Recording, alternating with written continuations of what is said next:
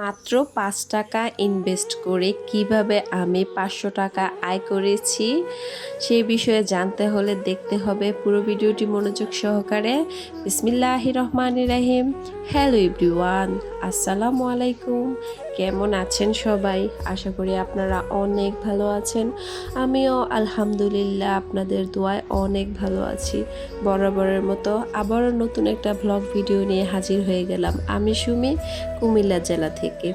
সুস্থতা হচ্ছে সকল সুখের মূল। আপনি যদি সুস্থ থাকেন তাহলে আপনার পৃথিবীর প্রত্যেকটা জিনিসই ভালো লাগবে। আপনি অসুস্থ হলে পৃথিবীর কোনো জিনিসই আপনার কাছে ভালো লাগবে না, কোনো মূল্যবান জিনিসই আপনার কাছে মূল্য পাবে না। তো যাই হোক, মূল কথাতে চলে আসি। কিভাবে আমি ৫ টাকা ইনভেস্ট করে ৫০০ টাকা আয় করলাম সেই বিষয়ে কথাটা বলি। ৫ টাকা ইনভেস্ট মানে হচ্ছে আমার বাসা থেকে আমাদের সরকারি হসপিটালে যেতে ৫ মিনিট সময় লাগে। তো আমি আজকে ২ দিন যাবৎ জ্বর ঠান্ডায় ভুগতেছি। তো চিন্তা করলাম যে এখন যদি একটা ডাক্তার দেখাই তাহলে এখানে আমার ৫০০-৬০০ টাকা ভিজিট লাগবে। দেন আমাকে আরও ৫০০-১০০০ টাকার ওষুধ দিবে। তো এখানে একটা খরচের বিষয়। আমার যদিও একটু কষ্ট হয়, মানে কষ্ট বলতে না, সরকারি হসপিটালে গেলে জায়গায় জায়গায় সিরিয়াল ধরতে হয়। হ্যাঁ, তো আমার যদি একটু কষ্ট হয় তাহলেও যদি এখান থেকে আমি ডাক্তার ফ্রিতে দেখাতে পারি বা ওষুধগুলো ফ্রিতে পাই তো মন্দ কিসের। তো যেই চিন্তা সেই কাজ, চলে গেলাম হসপিটালে। আর হসপিটালে যেতে আমার ১ টাকাও গাড়ি ভাড়া লাগেনি, আমি পায়ে হেঁটে টুকটুক টুকটুক করে চলে গেলাম হসপিটালে। দেন যাওয়ার পরে আজকে বেশি সিরিয়াল পাই নাই, ৪-৫ জনের পিছনে ছিলাম। তো সিরিয়াল ধরে গিয়ে ৫ টাকা দিয়ে আমি একটা টিকিট নিলাম। টিকিট নিয়ে দেন আগে খোঁজ করেছি যে কোন ডাক্তারের কাছে ভিড় কম। তো আমাদের সরকারি হসপিটালে ৭-৮ জন ডাক্তার অ্যাভেলেবেল সবসময় থাকে। তো ৭টা-৮টা চেম্বারের মধ্যে, হসপিটাল তো অনেক বড়, আর সব জায়গায় সরকারি হসপিটালে একদম কম করে থাকলে ৭-৮ জন ডাক্তার থাকে বা এর বেশিও থাকে। হ্যাঁ, এর বেশি আছে, অন্যান্য ডাক্তারগুলো আছে যেমন গর্ভবতী মহিলাদের জন্য, দেন অর্থোপেডিক্স। কিন্তু এমবিবিএস জ্বর ঠান্ডার জন্য বা নর্মালি ডাক্তারগুলো কিন্তু ৭-৮ জন থাকে রেগুলার, ইমার্জেন্সি ডাক্তার থাকে।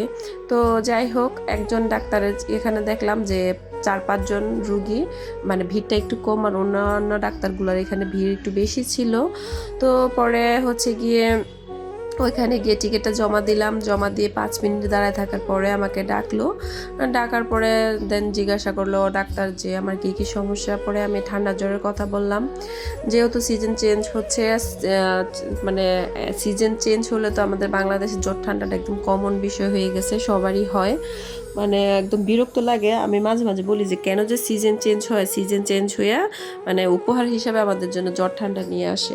তো যাই হোক, ডাক্তারের কাছে জ্বর ঠান্ডার কথা বলার পরে ডাক্তারকে বললাম যে স্যার আমাকে এখান থেকে আজকে ওষুধ লিখে দেন। পরে ডাক্তার বলার পর ডাক্তার আমার সবগুলো ওষুধ হসপিটালের ভিতর থেকে লিখে দিয়েছে।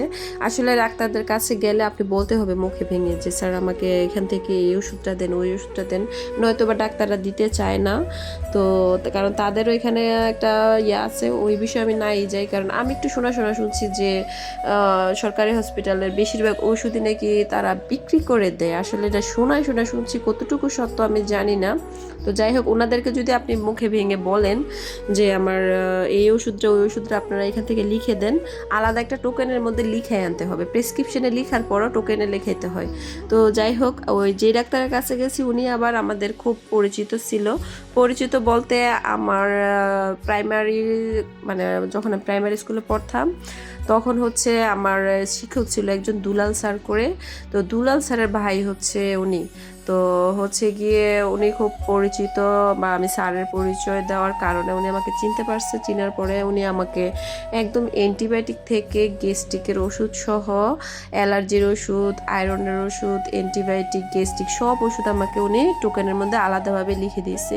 তো লিখে দেওয়ার পরে আমি আবার এখানে যেখানে ওষুধ দেয় ওই জায়গাতে আসলাম।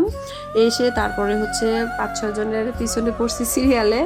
তারপরে ওষুধগুলো নিয়ে বাসায় আসলাম। তো দেন আমি ওষুধগুলোর হিসাব করলাম, যে ওষুধগুলো আমাকে দিয়েছে ৫০০ টাকার বেশি হবে। কম হবে না। তারপরে আমি অ্যাভারেজে 500 টাকা ধরলাম আর কি। তো দেখেন একটু কষ্ট, আমার সর্বমোট সময় লাগছে হচ্ছে আধা ঘন্টার মতো, হ্যাঁ আধা ঘন্টা 40 মিনিটের মতো।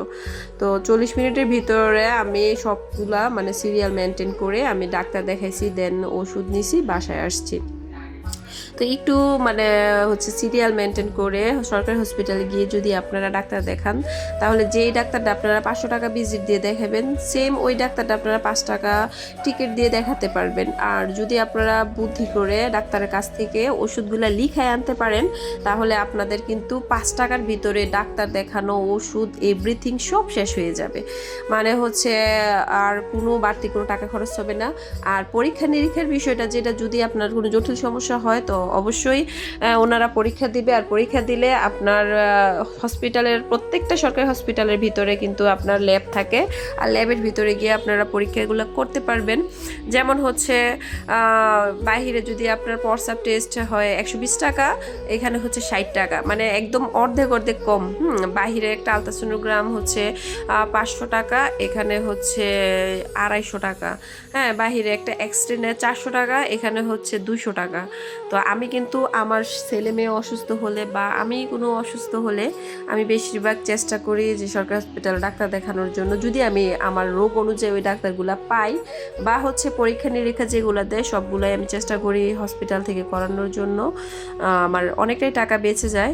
আর আজকে তো আলহামদুলিল্লাহ হচ্ছে ওনাদের কাছ থেকে আমি মাত্র 5 টাকা দিয়ে ডাক্তার দেখানো থেকে ধরে ওষুধ সব কিছু সার্ভিস আমি পাইছি। মানে আমার যেহেতু পরীক্ষা নিরীক্ষার কাজ লাগে নাই, তো বুদ্ধি করে যদি আপনি একটু হসপিটালে গিয়ে একটু ধৈর্য ধরে সব কিছু করতে পারেন, তাহলে আপনার কিন্তু দিন শেষে চিকিৎসাও পাবেন, সাথে হচ্ছে টাকাটাও আপনার সেভ হয়ে যাবে। আমরা যারা মধ্যবিত্ত ফ্যামিলির মানুষ, আমাদের কিন্তু বুঝে শুনে প্রত্যেকটা পদক্ষেপে চলতে হয়। প্রত্যেকটা দিন আমাদের ওই রকম হিসাব করে বুদ্ধি করে চলতে হবে। আর বুদ্ধি করে যারা চলতে পারে দিন শেষে তারাই সাকসেসফুল, তারাই জীবনে উন্নতি করতে পারে। আসলে অনেকে সরকারি হসপিটালে ডাক্তার, ওষুধ এগুলাকে মনে করে যে হ্যাঁ গরিব মানুষরা না এগুলাতে যায়, কেন আমরা যাব না কেন? আমাদের কাছ থেকে কি সরকাররা কোনো কিছু নিতেছে না? আমরা কি ভ্যাট ট্যাক্স এগুলা দিতেছি না? আমরা তো প্রত্যেক বছর বছর বাড়ির ভ্যাট দিতেছি, ট্যাক্স দিতেছি, আমাদের মোবাইল খরচ থেকে শুধু ওনারা ট্যাক্স নিতেছে। তো এটা তো আমাদের প্রাপ্য। সরকারি যে জিনিসগুলো এগুলা কিন্তু গরিবদের পাইবো এরকম কোনো কথা না। আমরা যারা মধ্যবিত্ত ফ্যামিলির মানুষ আছি, আমরা ফুটানি না দেখাইয়া এটা আমাদের প্রাপ্য। এটা কোনো আমরা কারো কাছ থেকে ছিনাই আনতেছি না, কারো কাছ থেকে ভিক্ষা করে আনতেছি না। এটা আমাদের প্রাপ্য জিনিসটা আমরা যদি বুদ্ধি করে আর ধৈর্য ধরে আনতে পারি, তাহলে এটা আমাদের প্রাপ্য জিনিসটা আমরা আনতেছি। কারণ আমরাও কিন্তু সরকারে দিতেছি। হ্যাঁ, আমরা যদি সরকারের কাছ থেকে আনাটা যদি ভিক্ষার মতন মনে হয়, তাহলে সরকারও তো আমরা তাই সেমই দিতেছি, তাই না? বছর শেষে আমরা ট্যাক্স ভ্যাট সব কিছুর মধ্যে আমাদের প্রত্যেকটা চলার পথে প্রত্যেকটা জিনিসের উপর ভ্যাট ট্যাক্স দেওয়া আছে।